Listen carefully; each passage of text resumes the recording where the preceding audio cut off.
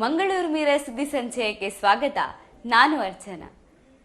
ಬಂಟ್ವಾಳ ತಾಲೂಕಿನ ಅಮ್ಮುಂಜೆ ಗ್ರಾಮದ ನಿವಾಸಿ, ವೃತ್ತಿಯಲ್ಲಿ ಕಾರು ಚಾಲಕನಾಗಿದ್ದ ಜನಾರ್ದನ ಪೂಜಾರಿ ಅವರ ಕೊಲೆಗೆ ಸಂಬಂಧಿಸಿದ 4 ಪಾಂಡೇಶ್ವರ ಪೊಲೀಸರು ಬಂಧಿಸಿದ್ದಾರೆ.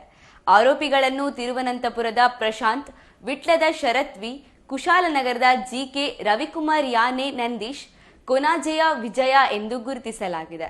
ಬಿಜೆಪಿಯ ಸಕ್ರಿಯ ಕಾರ್ಯಕರ್ತ ಹಾಗೂ ಕಾರು ಚಾಲಕನಾಗಿದ್ದ ಜನಾರ್ದನ ಪೂಜಾರಿ ಮಂಗಳವಾರ ಸಂಜೆ 5 ವೇಳೆಗೆ ನೆಹರು ಮೈದಾನದ ಬಳಿ ನಿದ್ದೆ ಮಾಡುತ್ತಿದ್ದಾಗ ಆರೋಪಿಗಳು ಮೊಬೈಲ್ ಸುಲಿಗೆ ಮಾಡಲು ಯತ್ನಿಸಿದರು.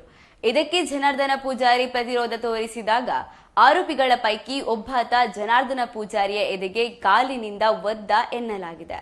ಇದರಿಂದ ಜನಾರ್ದನ ಪೂಜಾರಿ 6 ಅಡಿ ಆಳಕ್ಕೆ ಬಿದ್ದಿದ್ದು, ಅಲ್ಲಿಗೂ ಧುಮುಕಿದ ಆರೋಪಿಗಳು ಕೈಯಿಂದ ಹಲ್ಲೆ ನಡೆಸಿ ಕಾಲಿನಿಂದ ಒದ್ದು ಮೊಬೈಲ್ ಕಿತ್ತು ಪರಾರಿಯಾಗಿದ್ದರು. ಈ ಸಂದರ್ಭ ಜನಾರ್ದನ ಪೂಜಾರಿ ಆಘಾತದಿಂದ ಮೃತಪಟ್ಟಿದ್ದು, ಪೊಲೀಸರು ಕೊಲೆ ಪ್ರಕರಣ ದಾಖಲಿಸಿ 4 ಮಂದಿಯನ್ನು ಬಂಧಿಸಿದ್ದಾರೆ. ಆರೋಪಿಗಳು ಕ್ರಿಮಿನಲ್ ಹಿನ್ನೆಲೆಯುಳ್ಳವರಾಗಿದ್ದು ತನಿಖೆ ನಡೆಸಲಾಗುತ್ತಿದೆ ಎಂದು ಪೊಲೀಸ್ ಆಯುಕ್ತ ಕುಲದೀಪ್ ಕುಮಾರ್ ಜೈನ್ ತಿಳಿಸಿದ್ದಾರೆ.